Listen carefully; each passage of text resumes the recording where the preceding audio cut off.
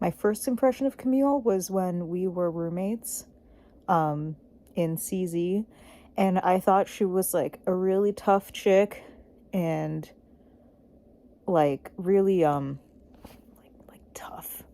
That was the vibe I got, and I was not wrong. Well, my first impression was that she ate a hell of a lot as a baby. I mean, she came into the world at almost 9 pounds, and she was moving from day one. So there were a lot of feedings, and then of course there were a lot of poopy diapers, more than I cared for actually. It was that she was very serious about science. I was soon to find out that underlying the seriousness was also a really creative sense of mischief. I think something that stuck with me like early on is that Mimi is never afraid to stand up for herself and do what she thinks is right and say what she thinks is right. And I think that really inspired me. When I was rotating with you, like kind of the calm and confident and caring vibe, 3Cs that you gave, which I really appreciated. My first impression of you was in our elementary school book club. There were many impressions before that as we met when we were 4, but the first big one was that you were a storyteller. And sometimes I would hear the stories and I'd be like, wow, that's a really good one. That sounds kind of familiar. Sometimes that was because stories from movies or other beloved works of art could make it into your own stories. Sometimes the fiction and reality would blend a little bit, just keep us all on our toes. Upstairs CZ party room, everyone partying. Camille comes up and she makes small talk with me, and I say something really idiotic, like it's like the 60s in here. And Camille goes like, huh, not really though, and then leaves.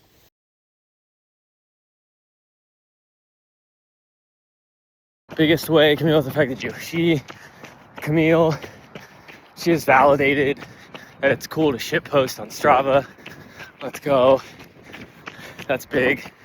Well, I think that when I'm around Camille, I really need to pay attention and try and be a little smarter, because our conversations are always at such a high level, and I think she makes me think, and I appreciate that, and I really enjoy being with her. I just think Camille brings the party. So every time we've been on a trip or hanging out, I think you're so good at making everyone in the group feel included and feel like they're having a good time and feeling like they're heard.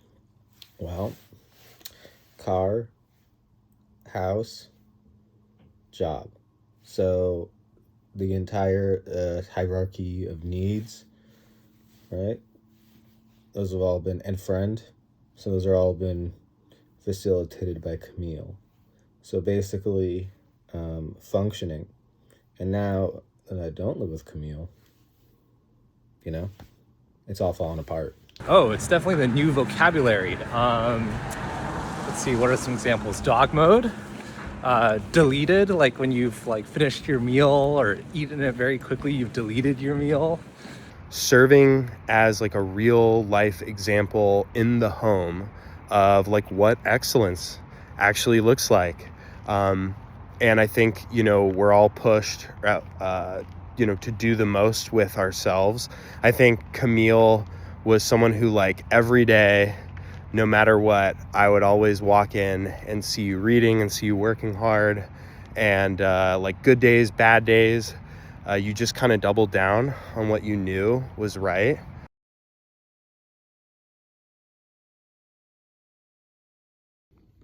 My single best piece of advice for Camille is to let Stew Baby get a pet. You might be surprised at how much you like it. I would say advice is just remember to chill out, remember to relax, take care of yourself. That's what she always tells me. And continue doing things that make you happy, things that you want to do, and don't really let anything get in your way, and know that, there's a bunch of people who are here to back you up in case you run into issues. Sometimes if you see the bear eating your backpack, you just gotta let it take it. You don't have to try and get it back. To stop thinking so much and just live your life. Everything's gonna be good.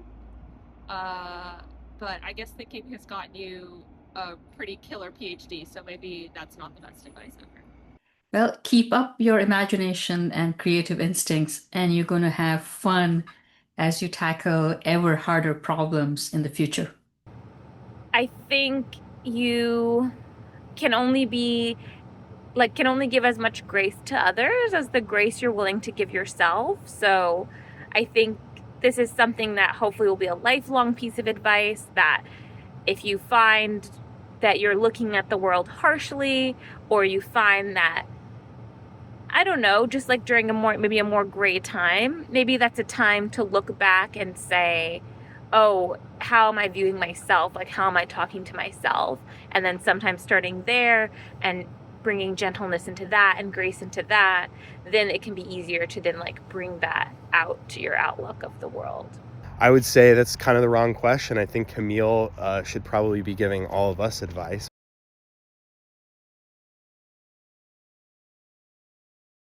My favorite memory with Camille is that we were the final 2 people in the Ulysses book club, the only 2 that made it through the book, and we still met even after we lost 9 people to attrition. A favorite memory is when I visited Camille at Berkeley during undergrad. I did not go to Berkeley, and I went to a big party at her co-op, Casa Zimbabwe. And one of the events that Camille had people participate in was reading them poetry through a distortion megaphone of some sort, while we were also listening to her roommate's sort of experimental music in the background with a strobe light and fog. And I was like, wow, I think this is actually exactly what people think is happening at Berkeley. And it is happening. My favorite memory of Camille is seeing her in the Hillary Clinton white suit directing Ignore Tenderness with Josh, and just making her vision come to life. Like, that story that was so personal, and I think, something that she didn't even imagine would become something so big. And then seeing her just step into being a director and just telling things how they should be, and just being the director. Camille, when we worked on that project together, when we directed and did that short film together, that was aces. That was awesome. One of the best collaborations I've ever experienced. One of my favorite memory with you is that we bussed all the way across the city to go to the Outside Lands Music Festival, and later you called us chaperoning me into the festival. But what's funny was like you helping me sneak in alcohol packages, and by like taking your shoes off in the middle of the Golden Gate Park and you're trying to stuff the alcohol packets like into your boot. That was really hilarious. And later on, when they tried to take my bag away, you didn't care and you were trying to stuff everything that I had like in a pocket. And thank you for that, and thank you for making that day so memorable. We did like one of the OSL sets together. I forget who it was, but we popped out to the Panhandle stage, and then I forced her to eat some food because she was tripping, because she was having such a good time and she wasn't eating. And we like chatted about life, love, and the pursuit of happiness. It's very nice. Oh, most memorable, definitely when you started skate skiing and you were competing and you told us that you could win because you could hurt more than that other girl. And what's my favorite memory of Camille? I think it's definitely when I watched you fight a bear for some cupcakes. One of my favorite memories of Camille actually comes from the very first meeting that Camille, Geetha, and I had to come up with a thesis project. The thesis project that Camille proposed didn't end up, being exactly what she did, but I was just so impressed by the clarity of what Camille was proposing, the level of difficulty, the fearlessness. And so that's one of my favorite memories.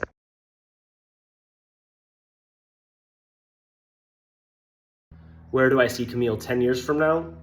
I'm not sure about 10 years, but I believe that Camille has a great American novel in her that she will write one day. In terms of where I see Camille in 10 years, I think this feels like a very suspicious question of Stuart to be asking, and I will not be answering this one. In 10 years, I see Mimi doing whatever the hell she wants to do. I'm so proud and impressed, Mimi.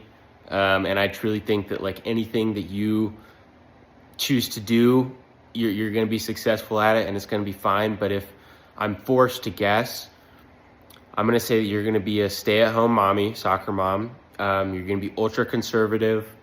You're going to be born again Christian. And you're probably going to have like 6 kids. I can imagine Camille will be curing evil diseases, hopefully in time for the rest of us to be saved.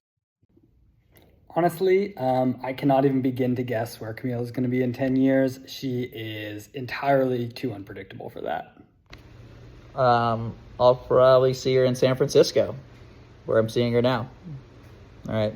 Congratulations. You'll definitely be like finished with your 20th marathon. You could be a PI if you want. Maybe you'll be famous for being the first person to do like phasing at the top of a mountain. I don't know, but you'll be doing good. I think Camille's going to follow my advice, finally. And she's going to start strolling around. She's going to get unemployed for a bit in between this postdoc thing. And she's going to start the postdoc, but she's going to realize that, like, I could have been doing this all along. I could have been laying and browsing the web on a laptop. It's like placed like this. I could be doing this all day. Why was I ever... What was the point of all this, you know, contributing to the collective human endeavor? Winnie is going to be publishing her second novel. It's going to be really well received by the New York Times and all the other big magazines and publications. And she is going to be getting herself into a lot of trouble so that she can have content for her third novel. But yeah, congrats, Winnie. I'm very proud.